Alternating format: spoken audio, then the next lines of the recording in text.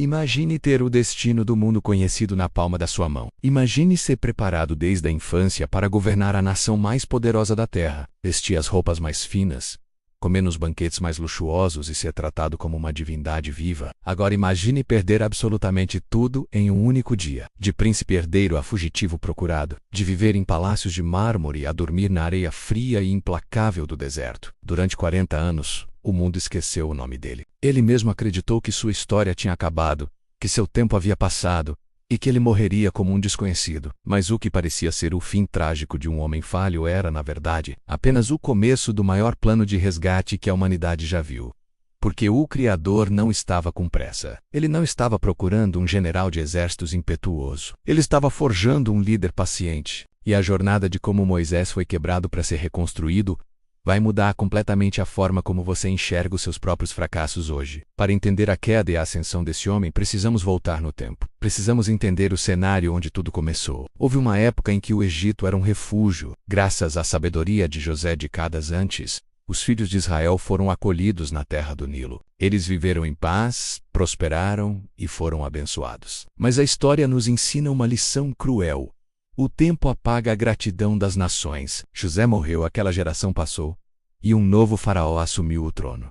Este novo rei não conhecia a história. Ele não via os hebreus como antigos aliados. Ele os via apenas como uma ameaça. O medo tomou conta do coração do faraó.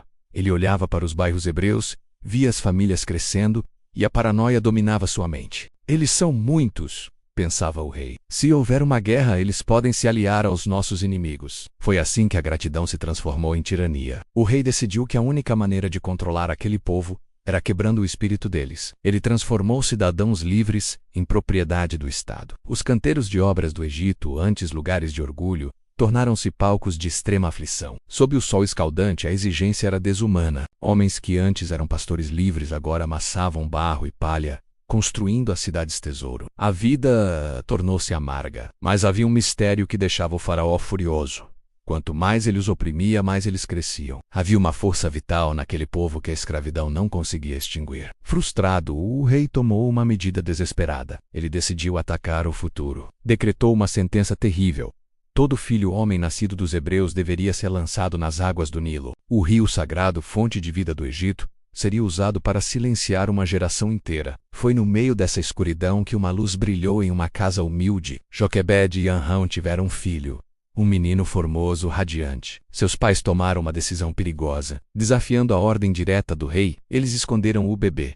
Por 3 meses, cada choro abafado era um risco. Mas a fé de uma mãe é uma força incalculável. Chegou o momento em que esconder a criança tornou-se impassível. Joquebede, então, concebeu um plano de pura confiança na providência. Ela pegou juncos, trançou uma pequena arca e a revestiu para que nenhuma água entrasse. Ela beijou seu filho, acomodou-o no cesto e o levou até o rio, colocando-o entre a vegetação da margem. Miriam, a irmã mais velha, ficou de vigia, observando o destino daquele pequeno barco. E aqui vemos como Deus age. A correnteza levou o cesto até onde a filha do faraó se banhava. A princesa viu o objeto, abriu e encontrou o bebê chorando. A compaixão venceu a lei. Ela decidiu que aquele menino viveria.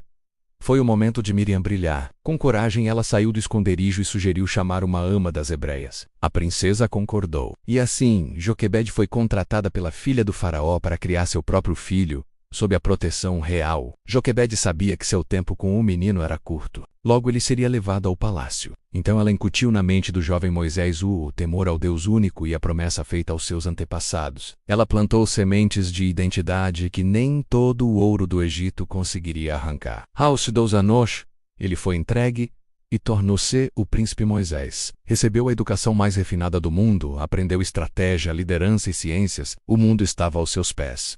Mas dentro dele havia uma guerra. El veste-lhe no feno, mas seu coração estava com os escravos. Moisés decidiu agir.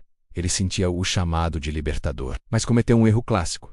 Tentou fazer a obra de Deus usando a força humana. Certo dia, ao ver um feitor egípcio agindo com crueldade contra um hebreu, a indignação tomou conta dele. Num impulso, ele tirou a vida do egípcio e escondeu o corpo na areia. Ele achou que seria visto como um herói. Mas no dia seguinte, ao tentar apartar uma briga entre 2 hebreus, foi confrontado. Quem te colocou como líder sobre nós? Você quer fazer comigo o mesmo que fez com o egípcio? O segredo foi revelado. O faraó, vendo naquilo uma traição, decretou a sentença de Moisés. O príncipe teve que correr. Fugiu para o deserto, deixando para trás a glória e o poder. Ele chegou à terra de Midian, exausto e sem nada. De príncipe passou a ser pastor de ovelhas. Imagine a mudança. Um homem que comandava exércitos agora cuidava de animais no silêncio.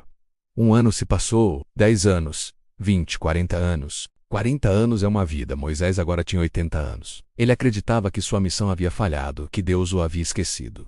Mas Deus trabalha em silêncio. Enquanto Moisés era moldado na humildade, o clamor de Israel subia aos céus. Chegara a Horanã do Generamas do Pastor. Perto do monte Horebe, Moisés viu algo impossível. Um arbusto em chamas que não se consumia. Ao se aproximar, o silêncio de décadas foi rompido. Uma voz o chamou do meio do fogo. Moisés, tire as sandálias, porque este lugar é terra santa. Moisés cobriu o rosto. Estava diante da eternidade. Deus disse: tenho visto a aflição do meu povo. Desci para livrá-los. Vem, e eu te enviarei a Faraó. O velho pastor recuou. A insegurança gritou: quem sou eu? Eu não sou ninguém. Mas Deus não exaltou as qualidades de Moisés. Ele deu a única resposta que importa. Certamente, eu serei contigo. Moisés ainda tentou resistir, alegando não saber falar bem. Deus, com paciência, lembrou-lhe: quem fez a boca do homem? Vi-a, e eu serei com a tua boca. Deus designou Arão como porta-voz e transformou o cajado de pastor na vara do poder divino. Moisés partiu de volta para o Egito, mas houve um último teste na estrada. Numa estalagem, ele quase perdeu a vida por negligenciar uma aliança sagrada em sua própria família. Sua esposa Zípora agiu rápido e realizou o ato de obediência que faltava, salvando-o. A lição foi dura.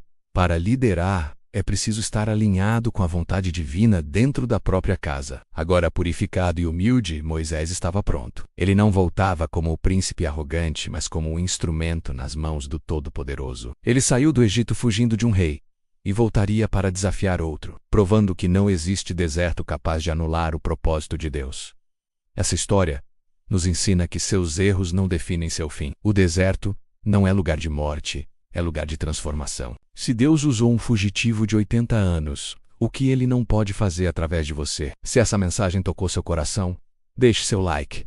Compartilhe com quem precisa de esperança. Inscreva-se agora, pois no próximo vídeo veremos o céu descer sobre o Egito. Até lá!